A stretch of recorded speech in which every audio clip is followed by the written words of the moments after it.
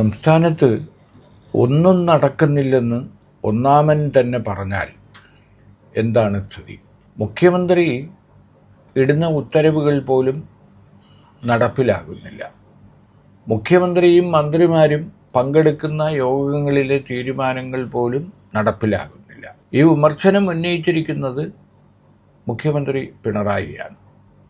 Chief secretary Sharada മുരളീധരനോട് ഇത് സംബന്ധിച്ച് വിശദീകരണം ചോദിക്കാനും അങ്ങനെ ചീഫ് സെക്രട്ടറി വകുപ്പ് തല സെക്രട്ടറിമാരായ IAS യോഗം വിളിച്ച് മുഖ്യമന്ത്രി വാക്കാലും എഴുതിയും നൽകിയ വിമർശനം യോഗത്തിൽ അവതരിപ്പിക്കുകയും അടിയന്തിരമായി നടപടികൾ സ്വീകരിക്കണമെന്ന് ആവശ്യപ്പെടുകയും ചെയ്തു.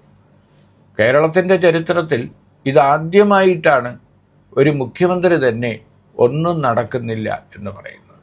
ഒരു ഭരണത്തിൽ ഒന്നും നടക്കുന്നില്ല, ഈ ഭരണം കൊണ്ടൊരു പ്രയോജനവുമില്ല എന്ന് സാധാരണ ജനങ്ങളും പ്രതിപക്ഷവും പറയുക സ്വാഭാവികമാണ്. പക്ഷെ ഒരു മുഖ്യമന്ത്രി തന്നെ താനിടുന്ന ഉത്തരവും മന്ത്രിമാരിടുന്ന ഉത്തരവും പോലും IAS ഉദ്യോഗസ്ഥർ നടപ്പിലാക്കുന്നില്ല എന്ന് ആത്മപരിശോധന നടത്തുകയല്ല, ചീഫ് സെക്രട്ടറിയെ വിളിച്ചു വരുത്തി പറയുകയും ചീഫ് സെക്രട്ടറിയോട് ഇതുമായി ബന്ധപ്പെട്ട് യോഗം വിളിക്കണമെന്ന് രേഖാമൂലം ആവശ്യപ്പെടുകയും അങ്ങനെ ചീഫ് സെക്രട്ടറി വകുപ്പ് തല സെക്രട്ടറിമാരുടെ യോഗം വിളിച്ച് നിർദ്ദേശം നൽകുകയും ചെയ്തു. ധനകാര്യ വകുപ്പും റവന്യൂ വകുപ്പും അടക്കമുള്ള വകുപ്പുകളിലെ ഉദ്യോഗസ്ഥരുടെ മെല്ലെപ്പോക്ക് പ്രത്യേകം എടുത്തു പറഞ്ഞിട്ടുണ്ട്. ഇത്തരമൊരു സാഹചര്യം കേരളത്തിൻ്റെ ചരിത്രത്തിൽ ആദ്യമാണ്. എന്താണ് ഇതിന് കാരണം?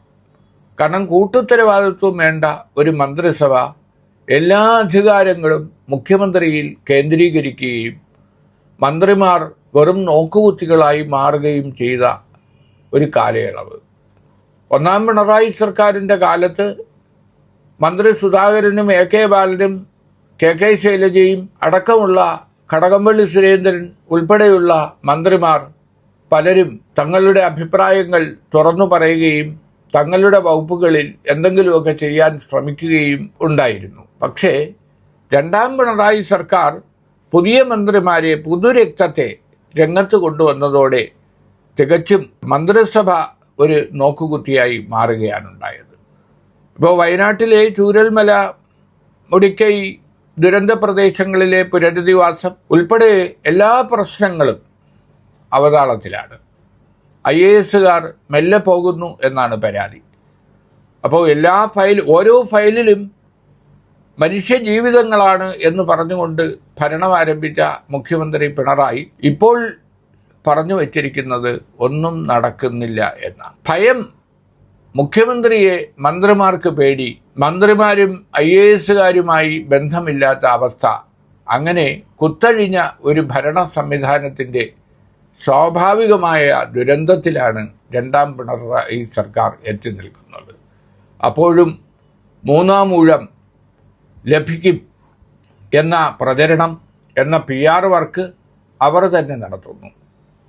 കേരളീയം നവകേരള യാത്ര തുടങ്ങി സർക്കാരിൻ്റെ വികസന പ്രവർത്തനങ്ങൾ ജനങ്ങളിൽ എത്തിക്കാൻ നടത്തിയ എല്ലാ ശ്രമങ്ങളും പാടെ പരാജയപ്പെട്ടു.